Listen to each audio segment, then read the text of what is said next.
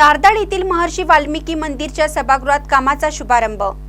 हातकणंगले तालुक्यातील तारदाळ येथे आमदार प्रकाश आवाडे यांच्या प्रयत्नातून मंजूर झालेल्या महर्षी वाल्मिकी मंदिर सभागृहाच्या कामाचा शुभारंभ विविध मान्यवरांच्या उपस्थितीत नुकताच संपन्न झाला।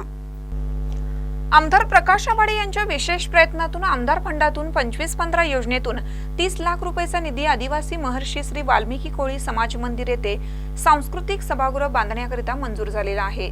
या सभागृह कामाचा शुभारंभ माजी जिल्हा परिषद सदस्य राहुल आवाडे, प्रसाद खोबरे, सरपंच पल्लवी पवार यांच्यासह विविध मान्यवरांच्या उपस्थितीत संपन्न झाला।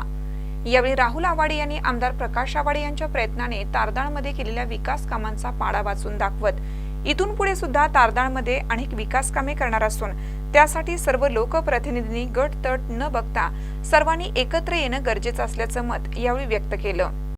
आपण एकत्रित येऊन गावाच्या विकासासाठी काम करायचंय। सभेच्या विकासासाठी अण्णांसाठी पैसों की कुछ कमी नहीं है। भरपूर आपल्याला शासकीय निधी उपलब्ध आहे। भरपूर आपल्याला त्या ठिकाणी आपले जे नेते मंडळी आहेत ते आपल्याला भरपूर आपल्या परिसराचा विकास या ठिकाणी करायला भरपूर निधी उपलब्ध करून देत आहेत। खोतवाडीची एक वेगळी अनोखी पद्धत आहे। विकास कामाला सगळीजण एका व्यासपीठावरती केजी काका येतात। एका व्यासपीठावरती येऊन विकासाच्या मुद्द्यावरती सरपंचांनी सुद्धा सांगितलं की गावच्या विकासासाठी आम्ही ठराव देत असताना आम्ही पाठीमागं पुढं बघणार नाही। तुम्ही चांगलं काम करा, आम्ही 100% त्या ठिकाणी तुमच्या बरोबर आहोत।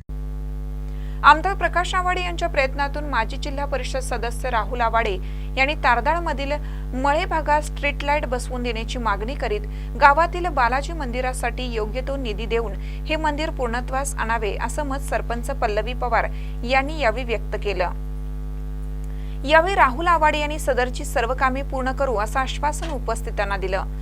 यावेळी सचिन पवार, विजय जाधव, यशवंत वाणी, जयप्रकाश भगत, विजय जाधव, सूरज कोळी, चंद्रकांत तांबवे, लक्ष्मी चौगले, सुशांत शिंदे, केजी पाटील, प्रमोद परीट, अमित खोत, सुकुमार कोळी, विजय चौगले, रामचंद्र कोळी, सचिन चौगले, उदय कोळी, संजय साळुंके, वसंत चौगले यांच्यासह अनेक पदाधिकारी व ग्रामस्थ मोठ्या संख्येने उपस्थित होते। महानकर न्यूजसाठी बसगोंडा कडेमणी, तारदाळ। ताज्या बातम्यांसाठी महानकरेला सबस्क्राइब करा आणि बेल आयकॉनला क्लिक करा।